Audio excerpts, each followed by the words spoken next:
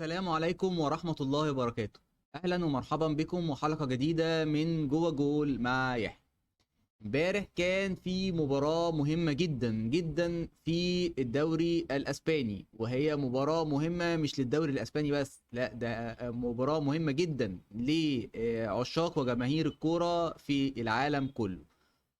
وهي مباراة الكلاسيكو ما بين ريال مدريد وبرشلونة، او برشلونة وريال مدريد، على اعتبار ان مباراة الامس كانت بتقام على ملعب كامب نو، ملعب برشلونة. المباراة دي كانت في الجولة 26 من الدوري الاسباني. المباراة انتهت بفوز مثير لنادي برشلونة 2-1. ابتدى اللقاء نادي برشلونة بتشكيل مكون من تير تشيجن في حراسة المرمى، أربعة في خط الضغط: أراخو وكوندي وكريستيسن وبالدي. ولعب بثلاثة في نص الملعب: فرانك كيسيه وبوسكويتس وسيرجيو روبرتو. وعندنا اتنين تحت رؤوس الحربة: رافينا وجافي، ورأس الحربة الصريح ليفانديسكي. اما تشكيل ريال مدريد فهو كان مكون من كورتوا في حراسة المرمى. خط الظهر مكون من أربعة: كارفاخال وميليتاو وروديجر وناتشو. لعب بثلاثة في نص الملعب: كامافينجا ومودريتش وتوني كروس، و اتنين تحت رؤوس الحربة: فالفيردي وفينيسيوس، ورأس الحربة الصريح كريم بنزيما. ابتدى اللقاء بضغط لاصحاب الضيوف او يعني للضيوف اللي هم نادي ريال مدريد، ضغط كبير جدا حتى جاء الهدف الاول في الدقيقه التاسعه. فكرة من ناحية الشمال بيستلمها فينيسيوس ويعمل فنتات ويدخل جوه منطقة الجزاء على خط المرمى كده، ويشوط كرة عنترية. هي شوطة جامدة بس هي عنترية، يعني أنا مش عارف هي عرضية ولا لعبها في الجول. تخبط في راس أراخو وتغير اتجاهها وتدخل في الزاوية الضيقة على يمين الحارس تير تشيجن، محرزا الهدف الاول لصالح نادي ريال مدريد. بعد الهدف دوت استمر الضغط لنادي ريال مدريد، وحسينا كده ان نادي ريال مدريد كان ممكن يحرز الثاني وثالث لحد يمكن الدقيقه 30 من الشوط الاولاني. كان ضغط كبير جدا لنادي ريال مدريد، ولكن بعد الدقيقه 30 اتغير الحال. ابتدى نادي برشلونة يمسك كورة، ابتدى يبقى فيه خطورة على المرمى، ولكن يعني ايه، دون الاقتراب من حارس المرمى. كان الخطورة كلها عبارة عن شوط من بره منطقة الجزاء، كور بالراس ليفانديسكي، لكن ما كانش فيه خطورة حقيقية داخل منطقة الجزاء. حتى جاءت الدقيقة 45 في أول دقيقة من الوقت بدل ضايع، رافينا يشوط كورة من داخل منطقة الجزاء تخبط في روديجر المدافع. كان نط كورتوا ناحية اليمين، رجعت لسيرجيو روبرتو. على ما رجع كورتوا تاني ولم نفسه في المرمى، كان سيرجيو روبرتو حطها على شمال كورتوا، محرزا هدف التعادل، وهو هدف توقيته مهم جدا، وهو قبل نهاية الشوط الأولاني بدقيقة. فطبعا دي بتأثر كتير معنويا على الفرق المنافسة، وفي نفس الوقت بتدي دافع قوي جدا ان انا انزل كأن مفيش حاجة حصلت الشوط الأولاني، انزل بقى ايه، ابتدي اهاجم وابتدي اعمل حاجة الشوط التاني. وهو قد كان الشوط الثاني زي ما بنقول كده كلام تاني. نزل بداية ضغط كبير جدا لنادي برشلونة، نقدر نقول عليه وان سايد جيم. فمثلا في الدقيقة 67 كورة بوسكويتس من ناحية اليمين يلعبها عرضية ل ليفانديسكي، اللي يعمل هاف كيك كده تطلع فوق العارضة، وكانت هدف مؤكد لنادي برشلونة. استمر الضغط لنادي برشلونة حتى الدقيقة 81. دقيقة 81 كورة لريال مدريد: كارباخال بيستلم كورة من داخل منطقة الجزاء بعد ما تمريره رودريجو يلعبها عرضيه ارضيه برازيليه للبديل ماركو اسينسيو، اللي يحطها من مره واحده على يمين الحارس تير تشيجن، محرزا الهدف الثاني لنادي ريال مدريد.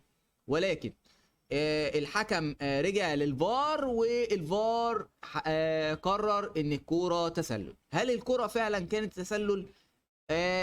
انا من وجهة نظري ان هم كانوا على خط واحد، ولكن الحكم الغى الهدف، ودي كانت نقطة تحول كبيرة جدا في المباراة. فالهدف الملغي ده احبط تماما نادي ريال مدريد، وادى دفعة قوية جدا لنادي برشلونة انه يقدر يجيب الهدف الثاني ويخلص المباراة. وبالفعل في الدقيقة 92 كرة على حدود منطقة الجزاء كده استلمها ليفاندوفسكي، عملها بكعبه ناحية الشمال لبالدي، اللي يدوس على الكرة ويدخل جوه منطقة الجزاء ويلعبها عرضية أرضية برازيلية لكيسيه، اللي يحطها من مرة واحدة على شمال كورتوا، محرزا الهدف الثاني وهدف الفوز لنادي برشلونة. ليسدى للستار على كلاسيكو الدوري الاسباني في الجوله 26، ليه يعني يحسم كده نادي برشلونه بشكل كبير جدا الليجا الاسبانيه لصالحه بعد الفوز على غريمه التقليدي نادي ريال مدريد. عندنا ترتيب الليجا الاسبانيه. المركز الاول برشلونه برصيد 68 نقطه، المركز الثاني نادي ريال مدريد 56 نقطه، يعني في فارق، احنا بنتكلم في 12 نقطه فرق. صعب جدا ان نادي برشلونه يتغلب 4 ماتشات الفتره الجايه. المركز الثالث طبعا اتلتيكو مدريد برصيد 51 نقطه. بعد المباراة كان في تصريحات لأنشيلوتي مدير الفني لنادي ريال مدريد، وقال لعبنا مباراة جيدة وكنا نستحق الفوز. قال طبعا اتكلم على الهدف الملغي لأسينسيو، قال أنا أشك في تسلل هذا الهدف، واستشهد بكأس العالم، وقال كأس العالم كان فيه تسللات ما بتتحسبش وبتتحسب. المهم يعني ان هو في الاخر هو عنده شكوك كبيرة ان الهدف لأسينسيو ان هدف اسينسيو كان تسلل، ما كانش هدف. قال ان احنا لا نستحق الهزيمه في مباراه اليوم، وقال ان احنا سنقاتل للنهايه، ويعتقد انه هيخلص الدوري بشكل كويس.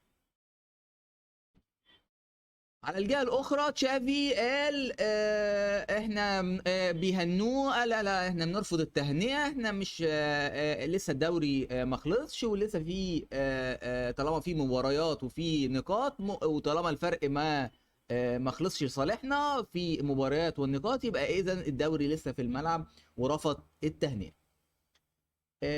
قال طبعا ان الهدف الملغي بتاع اسينسيو كان هدف حاسم بالنسبه لهم، ولما جه الهدف هم حسوا ان المباراه خلاص راحت منهم. وقال ان هو اتفاجئ بتصريحات انشيلوتي مدير الفني لريال مدريد، وقال انا تفاجئت بموضوع التسلل، ان هو بيقول التسلل مع ان هو شايف ان التسلل واضح جدا، وان مش محتاج ان احنا نقول ان الكره دي فيها شك انها تسلل. قال ان تقنيه الفار من غيرها الامور كانت هتبقى صعبه، وخصوصا في هدف اسينسيو. قال ان هو دايما بيحب الفار، او بيفضل ان الفار يبقى دايما موجود في المباريات، لانه بيحقق العداله للجميع.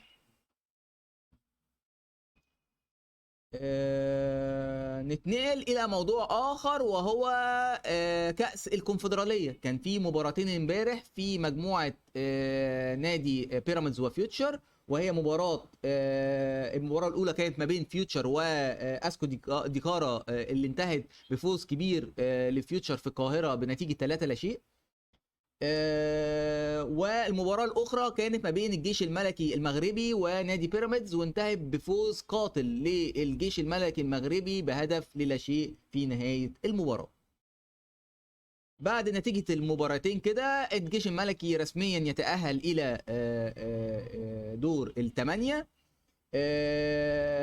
رصيده 10 نقاط، ورصيد بيراميدز يتوقف عند 8 نقاط، ويرتفع رصيد فيوتشر الى 8 نقاط، واسكو ديكارا الى نقطه. دلوقتي بطاقة التأهل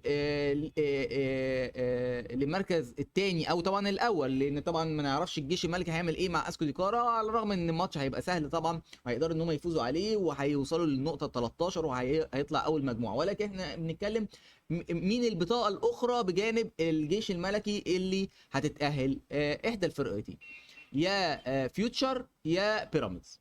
طيب المباراة القادمة يوم 2 ابريل ما بين فيوتشر وبيراميدز، او بيراميدز وفيوتشر. طيب المباراة الاولى انتهت بالتعادل الايجابي 1-1 ما بين بيراميدز وفيوتشر، والمباراة دي كانت على ارض فيوتشر، كانت في استاد السلام. المباراة القادمة في استاد الدفاع الجوي ما بين بيراميدز وفيوتشر يوم 2/4، دي هتبقى على ارض بيراميدز. طيب لو دلوقتي هم متعادلين في النقاط، مين اللي يتأهل؟ لو تعادلوا بنتيجة 0-0 بيراميدز يتأهل، علشان نلجأ لقاعدة الفوز خارج الأرض. طيب لو 1-1 بيراميدز يتأهل برضو، لأن بيراميدز معاه هدف زيادة، فرق الأهداف لصالحه، على الرغم إن مواجهات مباشرة متعادلين فيها، ولكن ليه هدف زيادة في المجموعة.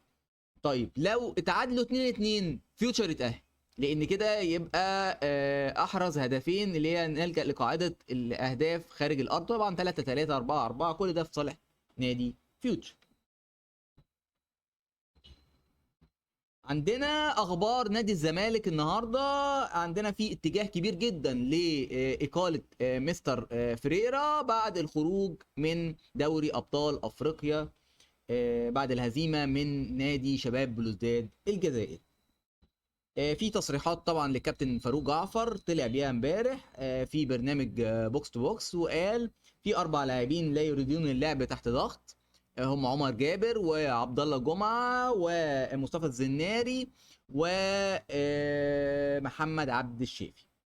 وقال ان وجود اسامه نبيه مع كابتن اسامه نبيه مع مستر فيريرا بعد ما اقيل المره الاولانيه ورجعوا تاني، ده كان خطأ كبير جدا ان هم يرجعوا تاني ويتعاملوا في الجهاز الفني. وقال ان ده اثر كتير على الجهاز الفني قبل اللاعبين. قال الصفقات الجديده لم تضف شيء لنادي الزمالك، وقال ان مستر فيريرا كان لا يعتمد على الصفقات ديت، ولان هو اصلا ما طلبش اللعيبه ديت. وقال حتى استشهد بعمر جابر، قال هو عمر جابر هو شافه امتى السنه اللي فاتت، وهو لا يقدم شيء اصلا مع نادي بيراميدز الموسم الماضي. وقال ان الموسمين الماضيين قدر النادي الزمالك يحقق فيهم الدوري نتيجه اصرار اللاعبين على تحقيق الفوز، ولكن الامر دلوقتي تغير تماما داخل نادي الزمالك. دي كانت اخر حاجه معانا النهارده. نلقاكم في حلقه قادمه من جوه الجول مع يحيى، والسلام عليكم ورحمه الله وبركاته.